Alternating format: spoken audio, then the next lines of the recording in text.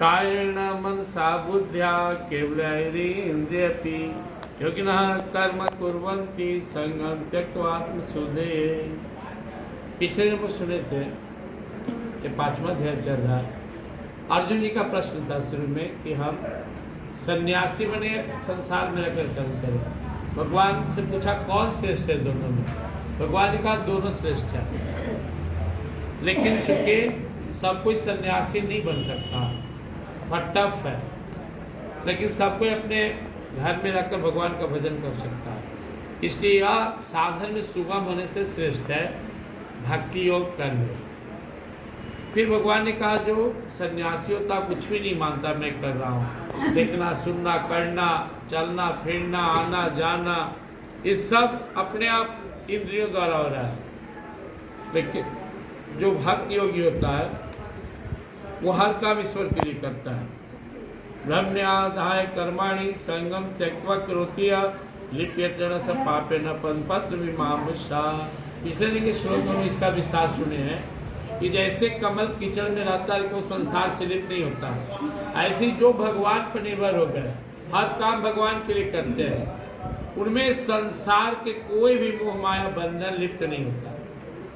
फिर से सुनिए, अगर आप पूर्ण रूप से भगवान पर निर्भर है या मानते मैं भगवान का हूँ, मेरा जन्म भगवान के लिए हुआ है, भगवत प्राप्ति के लिए हुआ है, और जो भी कर्म मैं कर रहा हूँ भगवान की प्रेरणा से कर रहा हूँ और उससे आप भगवान को समर्पित करके करें, तो आपको ये कर्म बांधेंगे नहीं। कैसे नहीं बांधेंगे? जैसे कमल कीचड़ में रहते हुए कीचड़ से नहीं बंधता, कीचड़ में लिप्त नहीं होता। लिप्यते न स पापेन पद्मपत्र विमामसा। तो हम लोग को क्या करना है? हर काम भगवान के लिए करना है, भगवान की खुशी के लिए करना है। अगर यह आदत बन जाए, कुछ भी खाना पीना सोना जागना उठना बैठना चलना फिरना कोई भी संसारिक कार्य कर्तव्य अगर आप भगवान को समर्पित करके करें, हे प्रभु मैं आपके लिए कर रहा हूँ, तो वह पूजा बन जाएगा और वो आपको बंधनकारी नहीं बनेगा। यही गीता का मेन उद्देश्य है। जब अर्जुन जी के लिए युद्ध करना धर्म हो सकता है, यज्ञ हो सकता है, तो हमारा घर में काम करना बाहर में काम करना नौकरी बिजनेस बर्तन धोना कपड़ा धोना पठन पाठन कौन ऐसा काम है जो धर्म नहीं हो सकता यज्ञ नहीं हो सकता। इसलिए आदत बनाइए, हर काम भगवान के लिए करना है, भक्ति भाव से करना है, पूरी तन्मयता के साथ पूरी निष्ठा के साथ पूजा समझकर करना है। और आज के श्लोक में भगवान उत्तर है कायेन मनसा बुद्ध्या केवलैरिन्द्रियपि योगिनः कर्म कुर्वन्ति संगम त्यक्त्वा आत्मशुद्धये। वास्तव में कर्म करने से हमारे मन इंद्रिय और बुद्धि की शुद्धि होती है। जो आदमी कामचोर होता है कर्म नहीं करता है तो उसके अंदर शुद्धता नहीं आता है। कोई कितना भी ज्ञानी हो जाए, सुखदेव जी इतना बड़ा परम ज्ञानी है, ब्रह्म ज्ञानी है, जन्मजात, फिर भगवान की कथा कहते और सुनते हैं। क्यों? भगवान भी एक तरह का कर्म ही है, भक्ति योग है, उसे भगवान की खुशी प्राप्त हुई, अपना भी शुद्धता पवित्र। जब तक शरीर चले ना बैठना नहीं चाहिए। कम से कम जो भोजन किए वो प्लेट धो लीजिए, जहाँ है वहाँ साफ कर लीजिए, अपना ओढ़ना बिछावन ठीक कर लीजिए, अपना कपड़ा ठीक कर लीजिए। इस भ्रम में मत रहे कि हम बहुत भाग्यशाली हैं, सब काम हमारे बहू कर रही है, बेटी करे, हम बैठे नहीं। इससे आप धीरे धीरे भोंद हो जाएंगे, आपके तेज खत्म हो जाएगा। कर्म करने से तेज आता है, कर्म करने से पावर जगता है, कर्म करने से सुसंस्कार बनता है मनुष्य में। इसलिए कायेन मनसा बुद्ध्या केवलैरिन्द्रियपि, तन इंद्रिय मन और बुद्धि, कोई भी कर्म हम बोल रहे हैं इसमें चारों इन्वॉल्व है।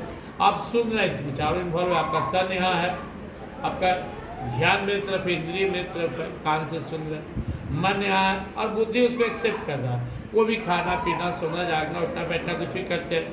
तो जो योगी लोग होते हैं या भगवत भाव से करते हैं इसलिए शुद्ध होते हैं।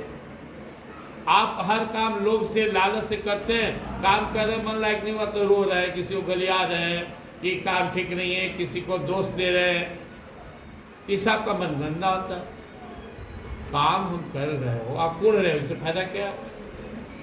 इसको गाली देते हुए कर्म कर रहे हैं, रोते गाते हुए कर्म कर रहे हैं। तो भगवान बोले योगी न कर्म कुर्वन्ति संगम त्यक्त्वा आत्मशुद्धये। आत्मशुद्धि की भावना से योगी कर्म करता है, तो अर्जुन ऐसे ही सबको कर्म करना चाहिए। आप लोग बहुत सारे लोग जी रहे हैं कि नहीं, खुश नहीं हैं अपनी स्थिति से।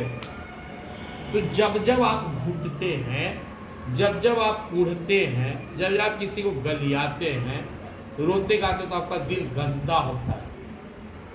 जीना तो पड़ रहा है तो दिल को गंदा क्यों करें? जो काम हम रोकर कर उसको हंसकर करें, जो काम हम तनाव में कर रहे हैं भगवान के भक्तिभाव से करें। कर्म जो हमें करना हो वो हम अगर संभव हो तो त्याग कर लीजिए, नहीं त्याग कर सकते तो इतना लंबा लाइफ जीना है।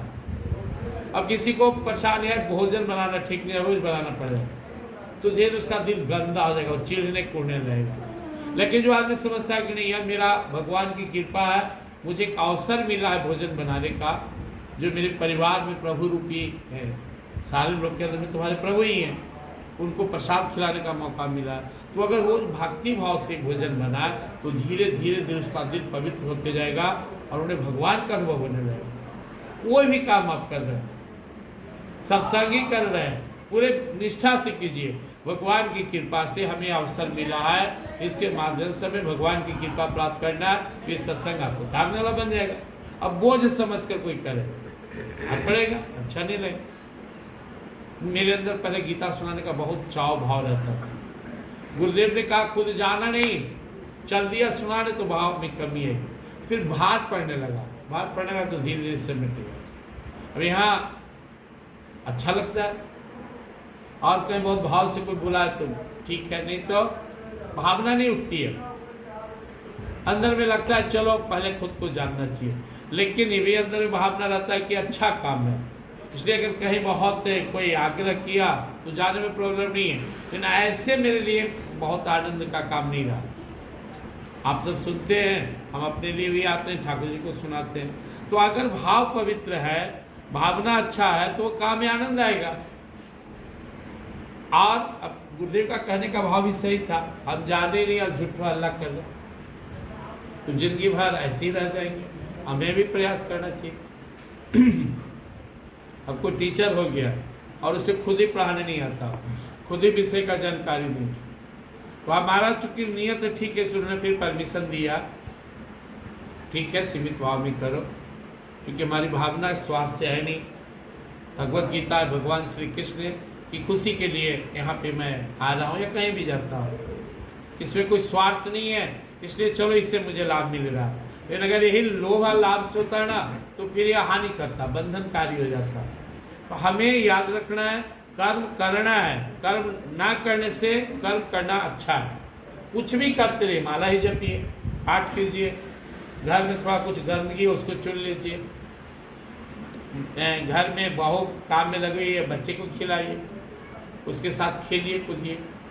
इसका अर्थ ये है कि आप कर्म करते हैं निष्काम भाव से तो आप पवित्र होते हैं। अगर आप काम कुढ़कर करते हैं, बेमन से करते हैं, रो धोकर करते हैं, यह आपको अंदर से क्षति पहुंचाती है।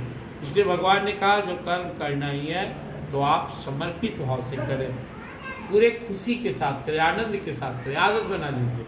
सत्संग ही आए तो मुस्कुराते मुस्कुराते आइए, सत्संग खत्म हो मुस्कुराते हुए निकलिए, खाना बनाने के लिए किचन में घुसे मुस्कुराते हुए घुसिए। वाह आज बड़ा भगवान की कृपा से फिर अवसर मिला।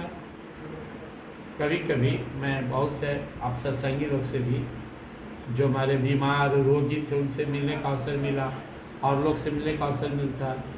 बहुत सारे लोग कहते थे कि हमको आराम नहीं मिलेगा, बड़ा टेंशन रहता है। अब क्या बताएं, बहुत बार वो बीमार पड़ गए, किसी को पैरालिसिस मार दिया, कोई बेड रेस्ट में चल गए, तो बात करते करते मैं पूछता था ये अच्छा लग रहा है कि देह चलता था काम करते थे वो अच्छा, तो ना बाबा वही अच्छा था। उसमें तो आप चिढ़ते थे, ये भगवान आराम दीजिए। इसलिए आप खुशी मनाइए, आपका शरीर चल रहा है, काम से मत चिढ़िए।